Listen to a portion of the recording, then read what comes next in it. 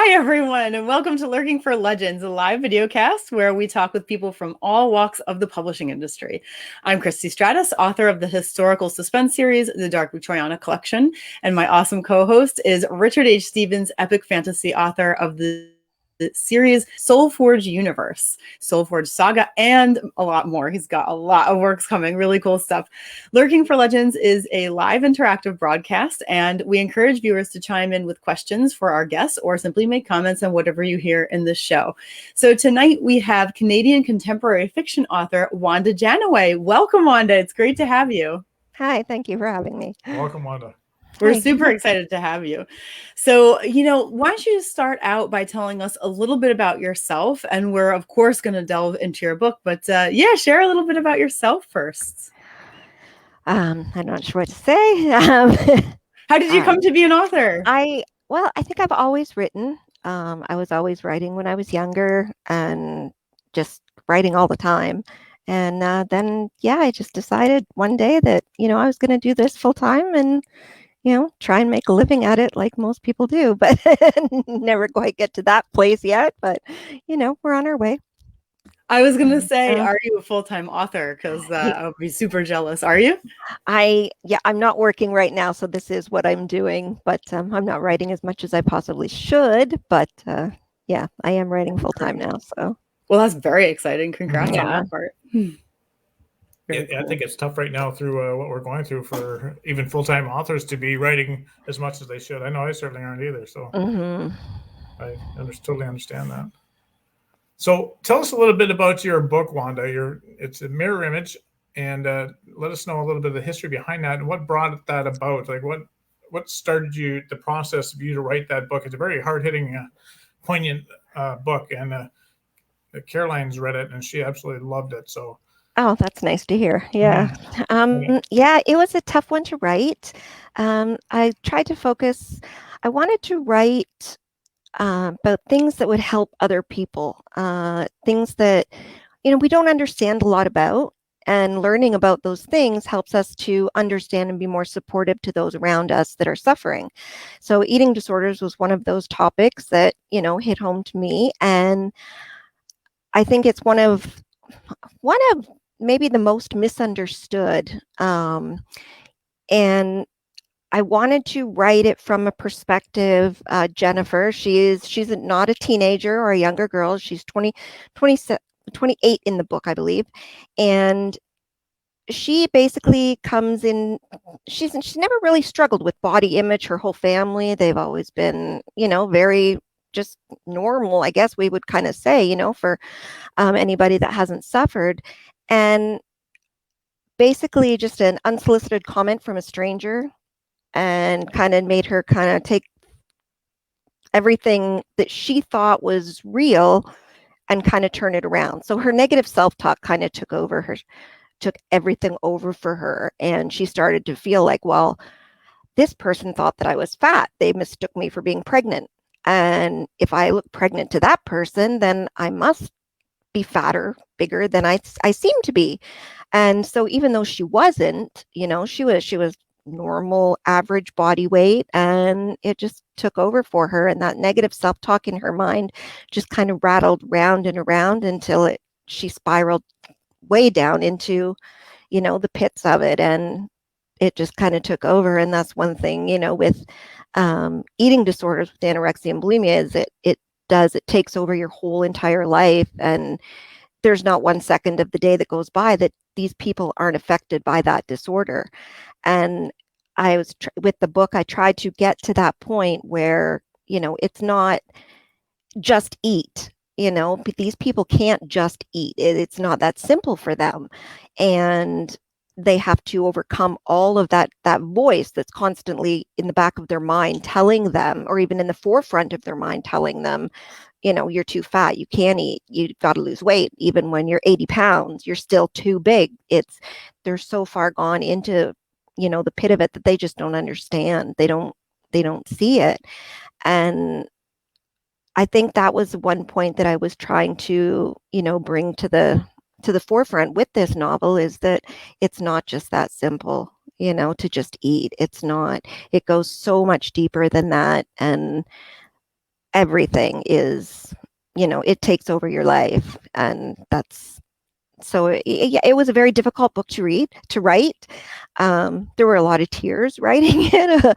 A lot of research went into it, and yeah, it was tough. I mean, diving into some of these topics, yeah, it can get really, really difficult. But the one thing that I have learned with writing about these topics is people do want their stories told. They want people to understand. They want people to see it from their side of view and understand what they're going through and what a day-to-day life is for them versus us.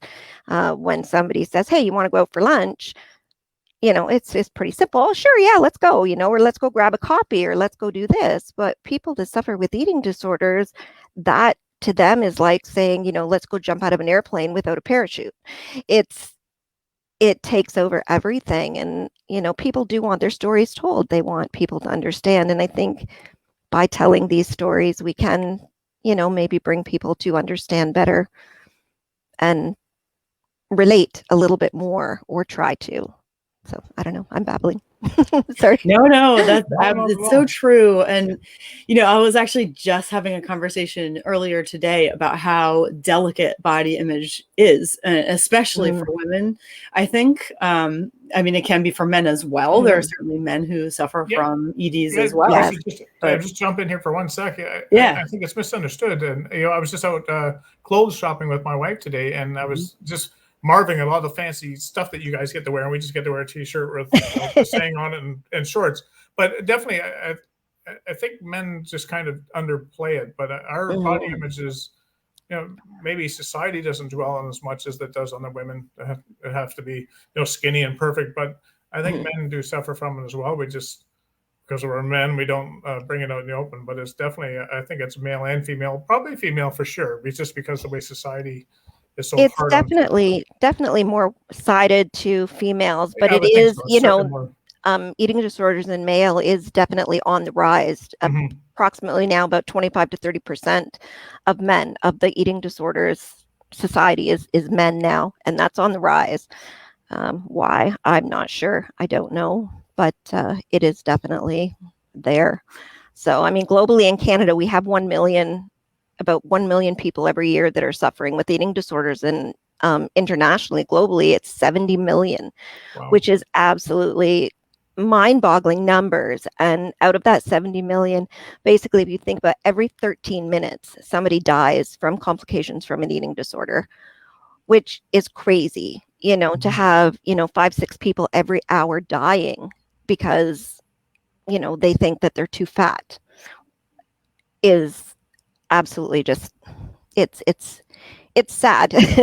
it's very sad. So it's heartbreaking, and it's a shocking statistic here, because I think we all know that there's a lot of suffering going on, but not necessarily exactly how much, exactly. And deaths as well. That is just awful.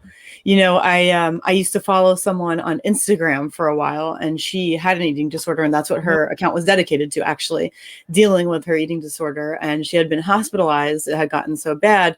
And it's exactly as you said. Like, I thought I understood eating disorders until I started following her account.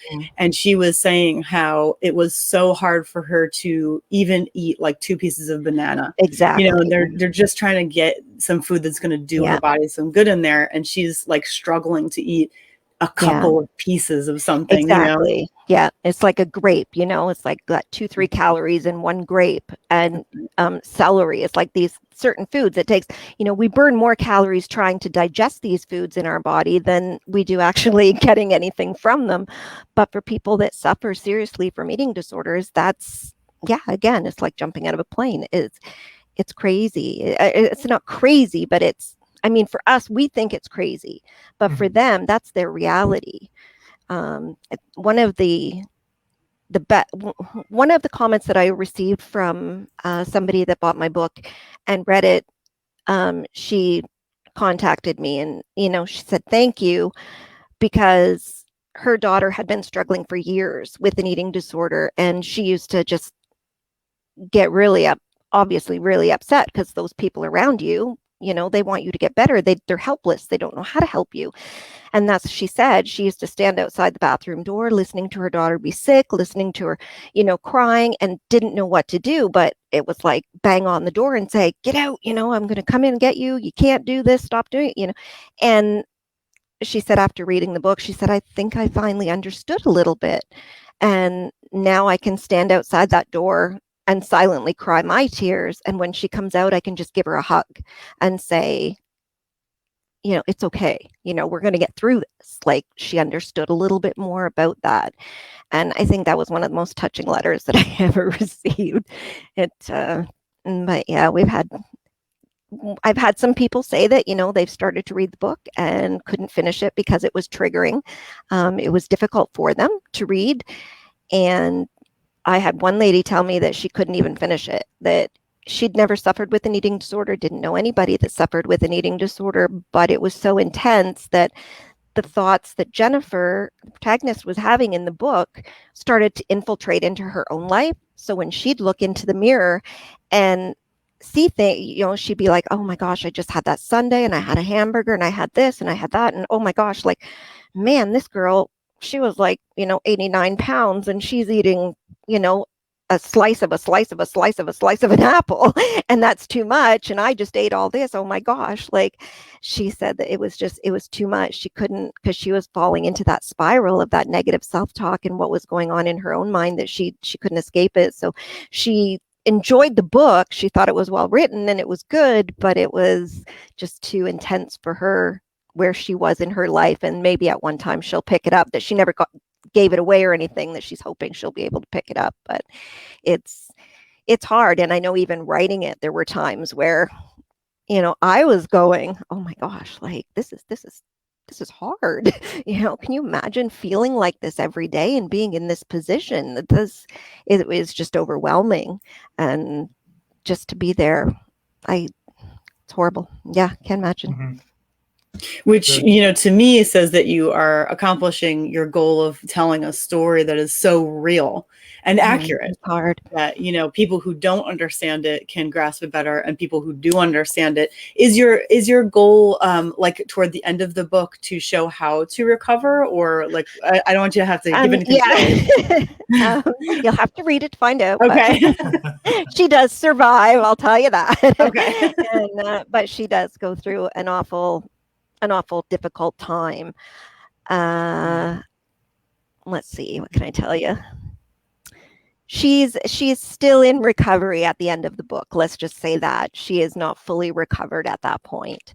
So we'll just, you'll have to read it. I have to say that I agree with your approach. I take the same kind of approach to my fiction, where I like to think that when, people read, for Anatomy of a Darkened Heart, for example, there's very difficult family situations in there. And I hope that those who are going through that or have gone through it see that they're not alone. That's like one of the things that I always say. And so I feel like you're doing the same, you have the same idea.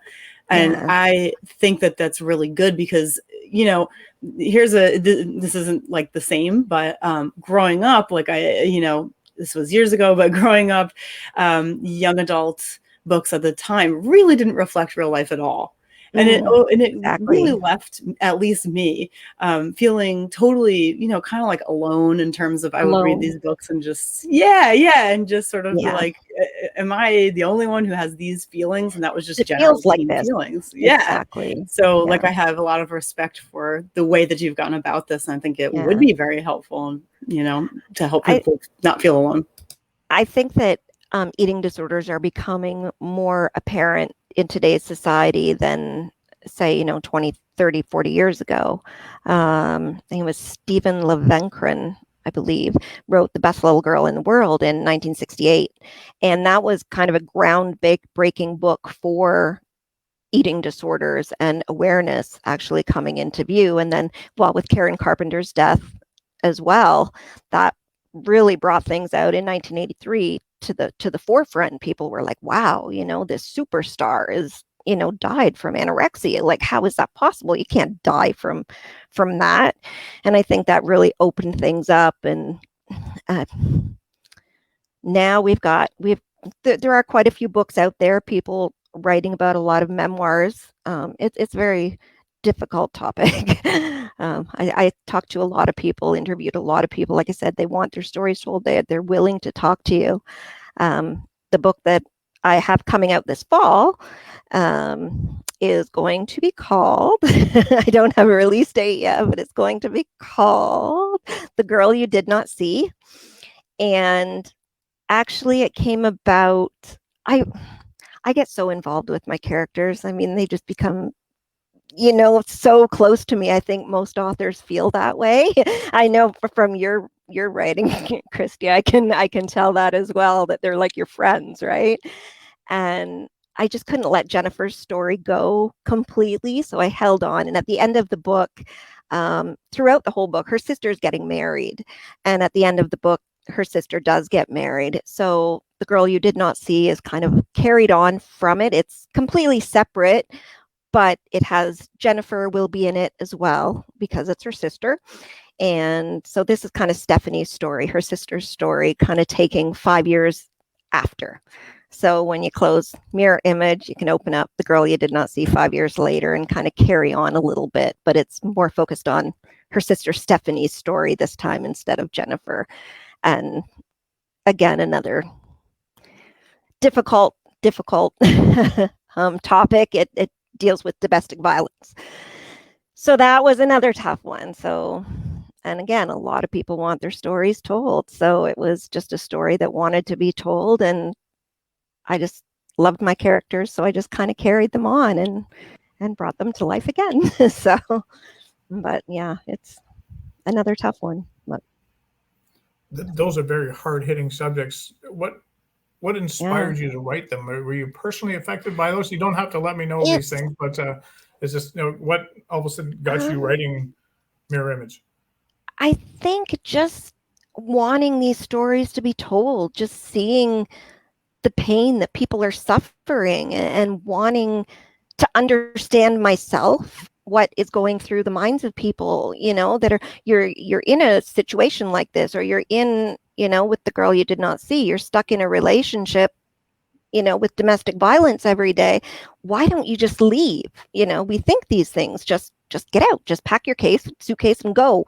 And they don't. They stay there and they put up with it and they go through these things constantly. I think you as a retired police officer, very sure you've probably seen enough in your time too to know that this is happening all the time. And I think it was just for me trying to understand. So in talking to other people that are experiencing these things, it was helping me to understand and to see. And because I've always written, I'm just always scribbling, it just kind of evolves into more. And so I think, myself trying to understand, and it just kind of evolved, and now they're just becoming books. So they kind of writing themselves, I think.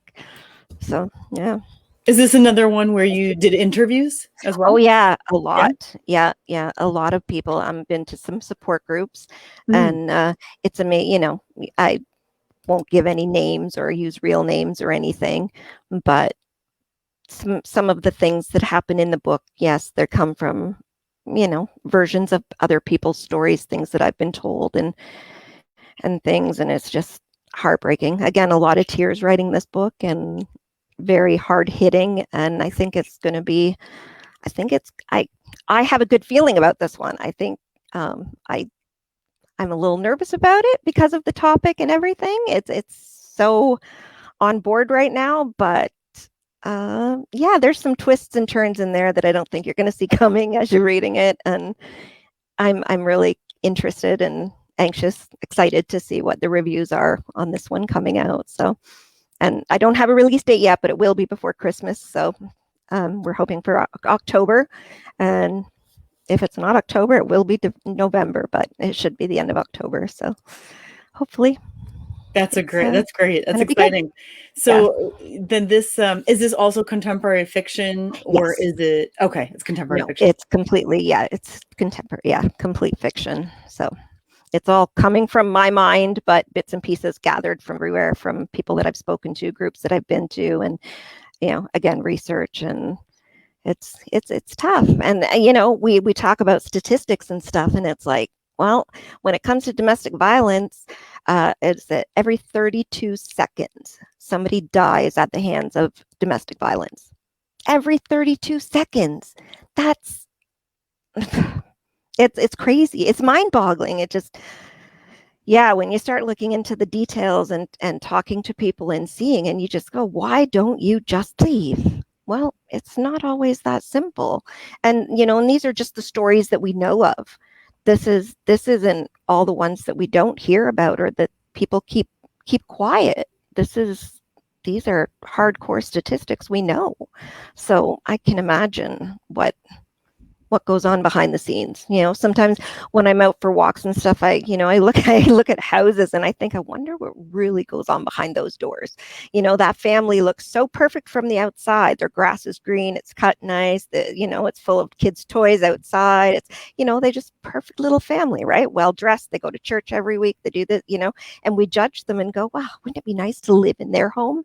But until you get behind that door and, lights out, you just don't know. And it's horrifying, some of the things that go on that we don't see, but yeah, it's tough. So why do I write these books? I don't know. Again, I guess learn, just to get it out there. Yeah. To, if we can understand something, then we're less to judge than not, maybe. So but, yeah. That's really important. And, what you're saying kind of reminds me of, I don't know if you've read Room by Emma Donoghue. Yes. Yeah. And so yes, she said when she wrote definitely. that, it was fast for her to write, but very difficult, still very, very emotional writing it. So what you're saying kind of reminds me of when I read about her writing that book as well. Yeah, very difficult.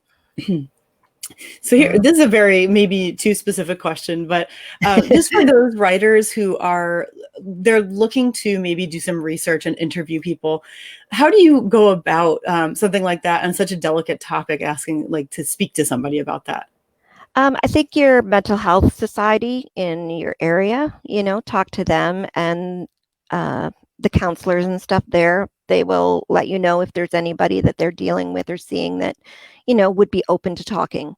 That's how I got into a couple of the groups with domestic violence, was just talking to my CMHC, and they, said, well, they do have some support groups. Let me speak to, Dr. So-and-so, and see if they would let me sit in on some groups and just listen and, talk to anybody that was open to talking. And that's basically what I did, was just sit kind of blind in the room, just crying most of the time and just in shock when I wasn't crying, or doing both. And just blows my mind. Some people get nervous when you're sitting there taking notes, and I do a lot of recording, but I didn't do any recording in the groups at all or talking to people, but a lot of note taking. And it's that people, like I said, people want their stories told. When you put it out there that you're looking for people to talk to, that they'll come out of the woodwork. It's mind-boggling. But yeah, talk to your local mental health society, your doctor, anybody like that. There's lots of places online now. I mean, now we have the internet, everything's, you can find anything. So just search it out. Pretty much everywhere is going to have groups that people are talking, and you can message people and ask them, can I talk to you? Can I pick your brain? Can I, are you willing to? Some people don't want to, and that's fine. But the majority, I would say probably 95% of the people are willing to talk, and they want to. It's their release, right? It's how they get it out too. And it's kind of that somebody wants to help them or understand them is a big one. And so that's, if you're looking for the information, it's all out there. Just look for it. You'll find it. People will talk. And I apologize to anyone if I'm breaking up. I'm actually in a hotel room, so I should set that right out the hop. So you guys keep fading in and out. But I just wanted to go back to what you're talking about when you wonder how this thing happens behind closed doors. Why don't you pack your bags and get out when these things are happening to you? Working in the police service, I saw this so many times that we would go in and try and separate these disputes, and all of a sudden the one partner is jumping the police, trying to get the police out of there because they don't want them involved. And I guess maybe they're realizing the ramifications, what happens when the police are involved. All of a sudden, there's kids involved. There's so many things that tear at them, and they don't want to. Maybe they're afraid to go through that door and discover what's on the other side. And it's so tragic. And we see that even in the court cases when they actually get to court, where it happens both ways again. But normally it's the female who's getting abused, and she will recant. She will not want the guy who's abusing her to get in trouble. And it's a vicious cycle because it just goes around and around and around. And to us that aren't experiencing this, we have no idea what is going on in their with their mental state. We can't comprehend or understand why they don't just pack their suitcase, but there obviously is an underlying reason. Right. And you're right. It is so predominant in society that people don't see most of it. And the fear is a tip of the iceberg. For sure. The one thing that I've come to, that fear is so ingrained and so great that okay, you can go in there, you can take him to jail, even if he's in prison or she's in prison for 20 years, whoever, it's after that 20 years, every day for that 20 years while that person is locked up, you're still waiting, wondering, living in fear, going, well, in 20 years he's going to be out and or they're going to come kill me, male or female, whoever that the victim is suffering way beyond that court case or whatever it might be. And the only way for them to free themselves really is for them to die or their abuser to die. Other than that, they're still just terrified.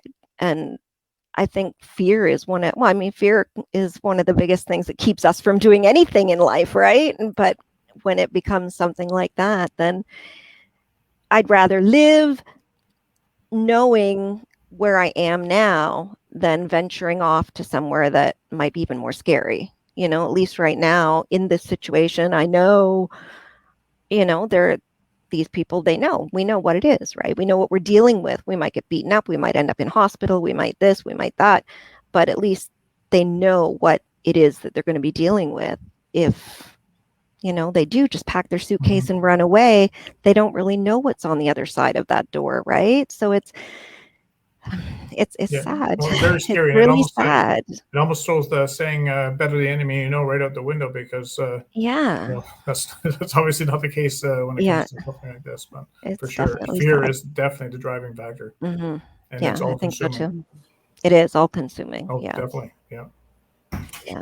I read an interesting thing that is the book is called All Eyes on Me, and it's a memoir written by Kevin Zadrill, but the man whose memoir it is was not the writer, so this guy wrote it for him. And what was interesting is if anybody out there is looking for a hopeful story on somebody who did crime and drugs and was able to and went to prison multiple times and was still able to recover and get their lives back, that's a really good book to read. One of the interesting things he said that I hadn't really thought about before, whenever we talk about domestic abuse, we talk about the person who's being abused. And one of the things he was saying is that there are some teams, I guess now I'm not as familiar with the subject as you both are. So I apologize if I misspeak, but he's in Canada as well. And he said there are teams now that will go in and help the person being abused, but will also help the abuser psychologically needs that help if they're going to recover too. Of course, they have to want to, but it was a perspective I hadn't really thought about because we always talk about the abused person. So, trying to recover that other person if they want to, was something, that I was really glad to hear and kind of just like a slightly different perspective. I hadn't heard before. Yeah. And sometimes, the abuser doesn't even realize that they are an abuser. They don't see that, their actions are damaging to somebody. That's kind of shocking in a way, but when we allow people to treat us a certain way and we don't speak up and say something, whether it's just pushing or verbal abuse or, any kind of negative action towards us, if we don't speak up and say, hey, hold on a second, that's abusive. You can't treat, what Dr. Phil says, you teach people how to treat you, right? That's a big thing when you're getting hit every day. Well, you can say no, but you're still going to get hit. Well, you kind of learn to go, well, yeah, you hit me that hard and you leave a bruise. Well, after a while, it doesn't hurt so much. So then, you don't feel like you're being hit anymore or you're being hurt. I had a gentleman tell me that he gained, I can't even remember now off the top of my head what it was, but it was something like 80, 100 pounds he gained because his wife was hitting him so much that he gained the weight so that the fat would kind of give him protection. And so he didn't feel it quite so bad anymore. And that was heartbreaking to me to know. And so now, I look at certain people and I just think, wow, is there something going on there that they're gaining all this weight to try and hide, or what things? Yeah, you just think about things differently when you start hearing these stories, and it's really eye-opening and sad. Yeah, for sure. And what you don't see is that gentleman gaining all that weight, 100 pounds, whatever, to stop the hurt physically, still not stopping the hurt mentally. Exactly. Those scars never go away. You can fix a broken bone, but sometimes it's hard to retrieve a broken mind, for sure. Those scars never heal. Yeah. Or they can heal, but very difficult to heal. Long process, for sure. And they never go away. Very long. Yeah. Yeah. So sure. On a slightly lighter topic, yes. you also publish coloring books, which are which are on the positive side, very helpful for stress and anxiety and things like that. So, tell us a little bit about that as well. And just before you get into it, Wanda, did you do these coloring books to help actually people who are going through these things as a kind of a anxiety stress? That was kind of a bonus, I think. I was procrastinating when I should have been writing. I was procrastinating and I was doodling and drawing a picture, and I'm not an artist by any means, but so that's why my coloring books are kind of in the broken glass kind of that hole. But yeah, I was just doodling and somebody saw the picture and said, oh, you should make a coloring book with, like stained glass kind of picture abstract. And it's like, oh, well, maybe I could do that. So yeah, it was kind of a project that I'm really computer illiterate. Like I'm not good with my computer at all. So it was kind of a project too that helped me to kind of force myself to have to learn some of the things about the computer and programming and things that I didn't know. So, and it's been really, really good project and something I do a lot of trade shows and markets and things. I think, Steve, you do them too. And it's nice to have something on my table that isn't so dark, I think, and kind of breaks the ice a little bit. And, you've got kids coming up and they want to look at the coloring books, whereas, mom wants to talk about, or dad wants to talk about the deep, dark, the mental illness things. And it's taken off. It's been a really good venture. So now I've had a lot of people tell me, you need to do one with dogs. So that's the next one. So that one will come out before Christmas as well. So probably the end of November. So it'll be on Amazon everywhere for Christmas. So that'll be good. And then, I'll probably do another one as well. I don't know on what, possibly snakes. I don't know. My kids are dragons. See, dragons would be a good one. Yeah, I could do that. I don't know. On the back of the coloring book, I have 6 different pet cats that we love that are featured in the book, and on the dogs, in the dogs coloring book, I will be doing that as well. And all the pictures come from actual photographs that I've manipulated, and so that's kind of cool. And I don't know how I do that with dragons, but I guess we could feature some dragons from your books on the back of my on the coloring book. We could do that. I like but yeah, so that'll be a collection. I'm going to continue with the coloring books, and I've started doing journals online as well. Amazon, I'm doing them all through KDP, so I'm doing motivational journals and books and just some little low content books on there as well, just to kind of add in things. So yeah, so that's positive, I feel like I need that positive, and that's where we want to get to, but We could, a gift pack could be one of the very serious books with a recovery coloring book and like journalism, right? Yeah. Yeah. Well, coloring is very therapeutic. So that was the bonus, right? So that's the point, right? Yeah. Yeah. And they're great for young and older, people. So just to get to know Wanda, the author, a little bit better for the readers, I like this thing that you wrote for us. It says you write all the time and you write everywhere. You always have pencils and notepads. I do. And you're famous for scribbling and scratching things down when you're out and about. You write on almost anything. You wrote on napkins, receipts, cards, and even tree leaves. I have. Yes, I have. Yeah. I've done that. I thought that was very cute. Yeah. Everything. Anywhere. I'm always scribbling on everything. And I write in, I colors. I use different colored pencil crayons and different pens when I'm in a different mood. When I'm writing really dark stuff, I like to tend like blacks and really dark color. And then if I'm, lighter, then I'm writing in, yellows and oranges and pinks. And it's, when I'm doing growing things, like going through those changing things in the books, I'm writing in green and purple. It's crazy, but I'm scribbling all the time, or I'm recording.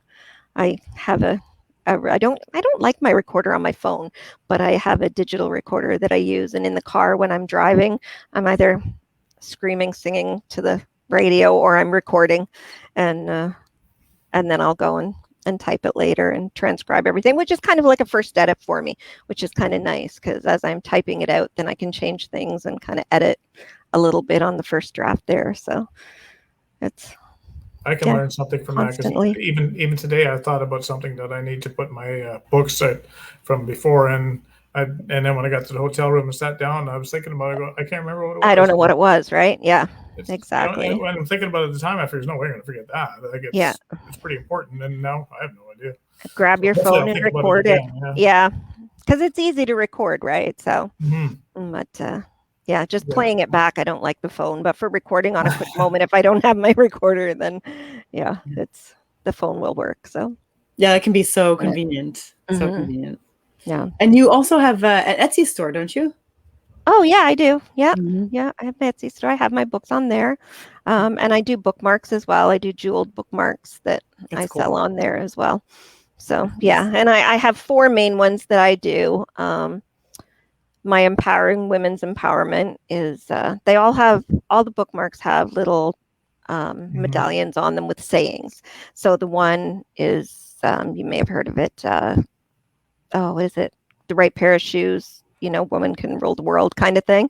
So that's on the empowerment one. And then I have one specifically designed for eating disorders awareness, and mental illness, and then violence, of course. So so the topics that I've worked with so far, and those are there. So, and I do have one for cancer as well, for breast cancer. And I do sell a lot of those to groups and people that are looking. So I mean, if they're on there, but if you want something in a group, like somebody wants 30 of them for an event or something, then I do discount for those purposes, definitely. Basically give it at cost. So that's awesome. They're nice. Yeah. There's one thing I want to ask you before we let you go, and I met Wanda through a local authors group, and we attended, before COVID anyway, we attended monthly down at the Black Badger. We'd always meet up in this little tiny room. Seems like ages ago now. I don't think we'd go in there. There's no physical distancing in there for sure. But I just wanted to ask you, Wanda, and I know it's a camaraderie when you're with like-minded people, but just for other people who maybe not be other authors or not in an author group, what do you find is most beneficial about attending these meetings? Because sometimes you go there and you talk and I'm going, maybe I won't go again. But when the next month roll around, I want to go again. So I want to go. No, it's for sure. What do you find is most beneficial? Is it therapeutic, or is it just being with like-minded people? Or I think it's definitely being with like-minded people, but also there's always so much to learn, and so much is always changing. And for me, myself, because I'm not very tech savvy at all, learning these programs, there's just so much information and different things. And if you're struggling with something, there's always somebody there in that group that knows the answer to your question. And that's, it's like this, what you guys are doing with this podcast. There's so much information out there and so much to learn that's free. And I think as when you're starting out as a new author, you're looking at, you can spend thousands and thousands of dollars just getting one book published to find out that, well, you can basically do it for hardly anything. When I did the coloring book, it actually didn't cost me anything because I found a coupon code online and I did it all through Ingram Sparks. And so I got a 100% discount. So it was free. So it didn't cost me anything to do that book except for my time. And I think when it comes to editing, definitely, you do get what you pay for. So definitely you want to, have somebody, a good editor, look over it. There are some mistakes in Mirror Image because I didn't have it professionally edited. I should have maybe, but obviously I had it edited for content because there was a lot of information, dates and times, and so much medical information and stuff. I wanted to make, I needed to make sure that was all right. So it was edited for content, but not for grammar. But there's so many books out there. Even, I read a Stephen King book a while ago, and there were 2 mistakes that I found. Mm-hmm. And I'm not, I don't have an English, degree or anything, but you do pick these things up. It happens. We're human. And I think if the book is good enough to stand on its own, those little errors, they don't make that big.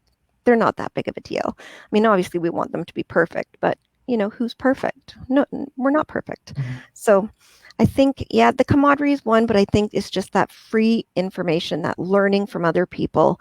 And you just have to be open to ask those questions. If you want something, ask. You just have to ask, and it's there. It's, shadow people. That's, I used to tell people that all the time. If you want to be a hairdresser, go to a hairdresser and ask them, can I shadow you for a day? Can I see what your routine is, what you do, and see if that's really what you want to do? So go to these author groups, go to these meetings and talk to people. They're everywhere now. Meetup, go to Meetup. They have them, meetings all the time. And I think now that things are opening up again, we're going to be having these in-person groups as well. And we'll be able to see people, but talk to people, just talk to people. That person that's sitting on the bench reading a book, talk to them, ask them, what are you reading? Oh, well, hey, I write, and pick their brains, let them pick yours, and maybe they'll buy a book. I don't know. You never know, right? No, but, for sure. David says there's so much to learn, for sure. You easily get bogged down in it. I've published 12 books now, and I still learn stuff all the time. I've got so much to learn yet. I barely know anything really. When we talked a few weeks ago, we talked to that young girl was 13 or 14. Oh, and I'm thinking, holy cow! Like she knows wow, so much more than me. And I go, wow. Yeah, she's going places. That girl, definitely. So there's always something to learn. It doesn't matter who you are, how proficient you are at publishing and everything else. There's always something that's and the industry. I mean, the industry changes so quickly, constantly. I mean, when I published Mirror Image, we didn't, audiobooks, that wasn't really that popular. Right now, everything is audiobooks. It's crazy. There's so much. So it's just keep going. I mean, I didn't know I could publish, motivational journals and low content books without a penny out of my pocket, just, a couple hours time here and there. And wow, it's available. You just, YouTube is a wonder. Watch, you have a question, ask YouTube. It'll tell you, 500 million opinions there. You'll get it. You just got to watch enough to get the answer you want and make it work for you. But it's sorry, Wanda, I just see we're running we're starting to run a little late, and that's fine. There's sorry, I'm a babbler. No, it's okay. Not at all. No, we enjoyed listening. Is there anything else you wanted to ask, Krista, before we let Wanda go? No, I think that's about it. I really love this discussion, especially all the parts about mental health. So important to get out there and to just talk about openly. So I'm really glad we got to talk about that. It was wonderful. Well, I'm not a doctor. I'm not a doctor, and you don't need to be a doctor to talk about it. No, that's awesome. So book 2, The Girl You Did Not See, you're not sure when it's coming out. Do you kind of... It should be October. Have a ballpark figure? Yeah, it should be the last week of October. I'm hoping for a... Okay, so sometime this year before Christmas. Yeah, definitely this year, yes. Okay, definitely awesome. Before Christmas. With your coloring book and you can have a definitely. release. That'd be cool. Yes, definitely. And where can we, if people are looking for your stuff, where can we find it? I'm wide, so anywhere, all over. The journals and motivational workbooks, they'll just be on Amazon. I'm just doing those through KDP, but everything else is through Ingram Sparks, and so you can find it pretty much anywhere, or on my website, or all the links are there for my Etsy store and whatnot. So wdjanaway.com. You'll find everything there. Upcoming stuff. I try to keep it as regular and up to date as possible. So I'll be doing a launch on there when I know what the date for the release will be. For The Girl You Did Not See, I'll put it on there. So yeah, let us know for sure. Exciting. Yeah. Just one last question before we go, and this is from David. Let me try and pull it up here. Did I just make it disappear again? I'll put it. There you go. Do you like WandaVision? I don't even know what it is, so I can't tell you. It, I think I saw or heard a commercial or something and went, I think I heard my name, but I don't know. It's like our dog's name is Thor, and every time you see a commercial on TV and it says Thor, he's like, what? Oh, it's funny, but yeah, I have no idea what it is. So, all right, that's great, Wanda, and hopefully we can have you on again. Maybe sometime next year when we talk about that would be great. Because I think those are very important topics, and I think we're all interested in hearing what we don't really realize is what's going on out there. They're difficult topics, but sure. I think they're worthwhile. Yeah. So before we leave, Christy, what's new and exciting in Christy Strato's stratosphere? The stratosphere. The Christy stratosphere. Yeah, I am behind the things I was doing. I had mentioned just, a small mention that my dog had to go to the hospital recently. Mm-hmm. She is okay. Mm-hmm. But, I had to help her a lot with different kinds of things. And so I'm definitely far behind, but she's doing much better now. And so I am doing a lot more things now. Therefore, we finally have the next episode of Grimoire Society of Dark Acts. So that's my historical fantasy. I wanted to publish it once a week in August. It didn't work out. That's okay. Life happens. So episode 7 is now out. It's on Kindle Vella. If you don't want to do the whole Kindle Vella thing, then you can just head over to my Patreon, which is patreon.com/Christy Stratus. And you can always read those episodes there. It's just part of what you get with Patreon. Thank you. Thank great. I'm loving it. I appreciate that. Thank you so much. So that is, that's what's new with me. That's my big thing. How about you, Richard? Awesome. No, not a lot with me. I'm just writing book 2, Dragon Sect, and I'm hoping for a November release. I'm 100,000 words in it, and there's no end in sight yet. So I think it's going to be as big as Keeper of the Jewel. So I'm really going to have to get motoring to get this done. I keep telling people it's going to be out in November, and I think I'm going to be hard pressed to get there. But that's the struggle of a writer's life. You always have a deadline, and then you rarely meet them. At least I know that's true for me. So. Anyway, so next week's guest will be first for Lurking for Legends. We always have lots of fantasy authors on here, and we try to mix it up. But with just whoever wants to be on the show, you're welcome to come in. And just because of my influence, a lot of people are fantasy authors. But next week's guest will be Trish Tanaj, and she's a business writer. Cool. Trish believes in the power of storytelling and knows that sharing stories creates an environment of mentorship, business innovation, and collaboration to support great ideas. She's written 2 books. Book 1, Breaking Barriers, is a book in which 10 entrepreneurial women share their stories. And book 2 is Diary of Change, and there's 12 personal tools. And it'll be interesting to find out what those personal tools are from Trish next week. So Trish has also co-authored an e-magazine on wealth and well-being and is a regular contributor to the Thrive Global and Can Fit Pro magazine. So she's a very busy lady. So it should be a very interesting interview for sure.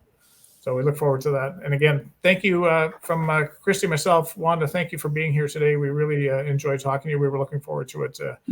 So until next week. Thank you for having me. Oh, yeah, no, thank you. Until next week, Christy and I hope you all have an amazing week. And I got to figure out how to shut this thing off again. So until we meet again, take care, everybody. Bye.